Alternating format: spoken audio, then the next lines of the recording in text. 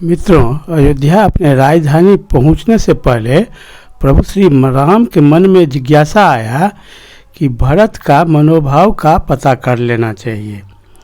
तब उन्होंने भारद्वाज आश्रम में उतरने से पहले विमान में ही अयोध्यापुरी का दर्शन करके श्री राम ने इस बात का विचार किया और तब हनुमान जी को बुला करके उन्होंने कहा कि तुम शीघ्र ही अयोध्या में जाकर पता लो कि राजभवन में सब लोग कुशल तो हैं ना।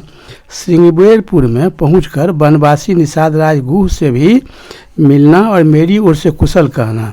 मुझे सकुशल सुनकर निषाद राज गुह को बड़ी प्रसन्नता होगी, क्योंकि वह मेरा मित्र है।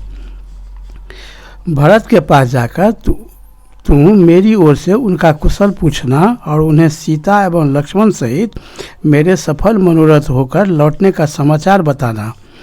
बलवान रावण के द्वारा सीता जी के हरे जाने का, सुग्रीव से बातचीत होने का, रणभूमि में बाली के वध का, सीता जी को खोजना, तुमने जो महान जलराज से भरे हुए अपार महासागर को लांघकर जिस तरह सीता का पता लगाया था उसका, फिर समुद्र तट पर मेरे जाने का, सागर के दर्शन देने का, उस पर पुल बनाने का, रावण के वध का, इंद्र ब्रह्मा और वरुण से मिलने एवं वरदान पाने का और महादेव जी के प्रसाद से पिताजी के दर्शन होने का वृत्तांत उन्हें सुनाना।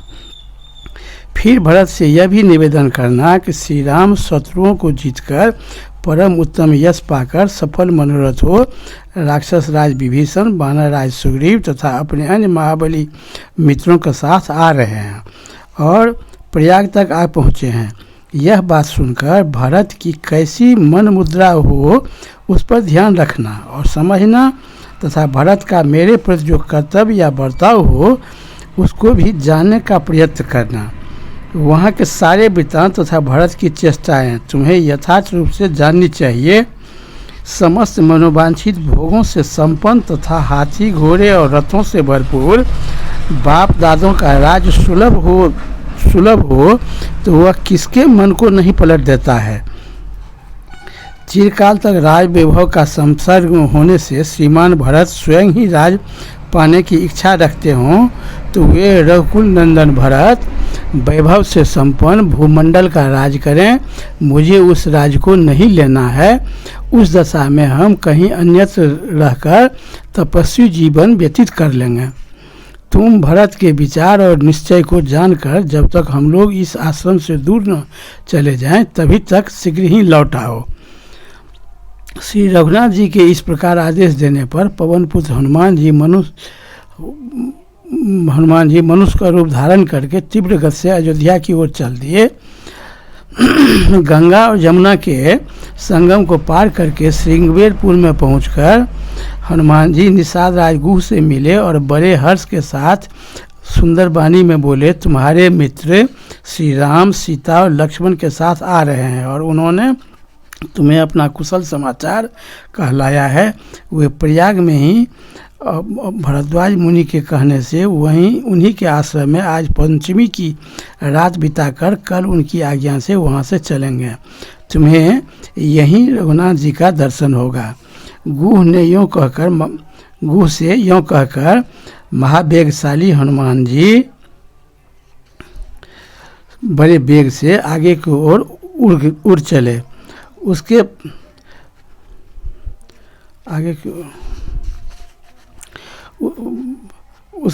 बाद अयोध्या के पास नज़दीक जाने से अयोध्या की एक कोस की जो दूरी में बच गई थी तो आश्रमवासी भरत को देखा, जो चीर वस्त्र और काला मृग चर्म धारण किए दुखी एवं दुर्बल दिखाई दे रहे थे। उनके सिर पर बड़ा जटा बढ़ी हुई थी। भाई के वनवास के दुख से उन्हें बहुत ही दुबला पतला कर दिया था। फलमूल ही उनका भोजन था। सिर पर जटा का भार बहुत ही ऊंचा दिखाई देता था। बलकल और मृगचर्म से उनका शरीर ढका हुआ था। वे बड़े नियम से रहते थे। वे ब्रह्मर्षि का समान तेजस्वी जान पड़ते थे। रघुनाथ जी की दोनों चरण पादुकाओं को आगे रखकर वे पृथ्वी का शासन करते थे। उसके बाद मनुष्य जब हनुमान जी भरत जी के नज़दीक पहुँचे तो उस समय भरत जी गुरु वशिष्ठ को बुला करके उनसे निवेदन कर रहे थे कि गुरुदेव, आज मैं अपना देह त्याग कर लूँगा, क्योंकि मैंने भैया का चरणों का शपथ खा करके प्रण किया था कि यदि वनवास की अवधि पूरा होने के बाद भैया नहीं एक दिन भी आने में देर करेंगे तो वह मुझे जिंदा नहीं पाएंगे। और उन्होंने वचन दिया था कि मैं एक दिन का भी देर नहीं करूँगा। संपूर्ण चप्पा चप्पा हम गुप्तर को भेजे हुए हैं, कहीं से कोई भैया को अयोध्या के निकट भी आने का सूचना नहीं मिला है। इससे ये स्पष्ट होता है कि वे हमसे नाराज़ हैं, इसलिए वो हमको त्याग कर दिए हैं। इसलिए मैं अब आत्महत्या कर लूँगा, आप शत्रुघ्न के मदद से तब तक राजकाज चलाइएगा भैया को आने तक। तो हनुमान जी ये बात बाहर से ही सुन लिए। और हनुमान जी जब भरत से मिलने गए तो उनका द्वारपाल उनको रोका कि अभी महाराज गुप्त बात कर रहे हैं, गुरुदेव को बुलाए हैं, आज वे आत्महत्या करने वाले हैं, इसलिए आप अभी नहीं मिल सकते हैं। हनुमान जी ब्राह्मण के भेष में वहाँ पहुँचे थे और उन्होंने कहा है कि नहीं, हमको उसी संदर्भ में, राम के आने के संदर्भ में भी हनुमान भरत जी से बात करना है, इसलिए हमको तुरंत वहाँ जाने दो। और तुरंत हनुमान जी वहाँ पर पहुंच गए। भरत के पास पहुंचकर पवन कुमार हनुमान जी हाथ जोड़कर बोले, देव, आप दंडकारण्य में चीर वस्त्र और जटा धारण करके रहने वाले जिन श्री रघुनाथ जी के लिए निरंतर चिंतित रहते हैं, उन्होंने आपको अपना कुशल समाचार कहलाया है और आपका भी कुशल पूछा है। मैं आपको बड़ा प्रिय समाचार सुना रहा हूँ। आज शीघ्र ही आपने अपने भाई श्री राम से मिलेंगे। भगवान श्री राम रावण को मारकर मिथिलेश कुमारी को वापस ले सफल मनोरथ हो अपने महाबली मित्रों के साथ आ रहे हैं। उनके साथ महातेजस्वी लक्ष्मण, यशस्विनी विदेह राजकुमारी सीता भी हैं।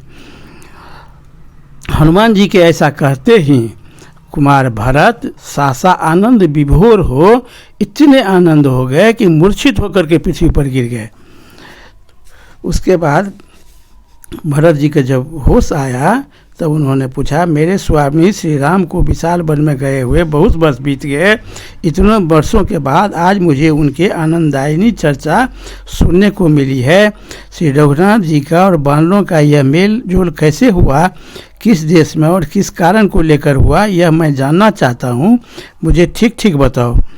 हनुमान जी ने राम का वनवास विषयक सारा वृत्तांत भरत जी को कहा कि राम का जो वनवास हुआ और जब आप चित्रकूट से उनका खड़ाऊं लेकर के लौटे तब तक की सारी घटना आपको मालूम है।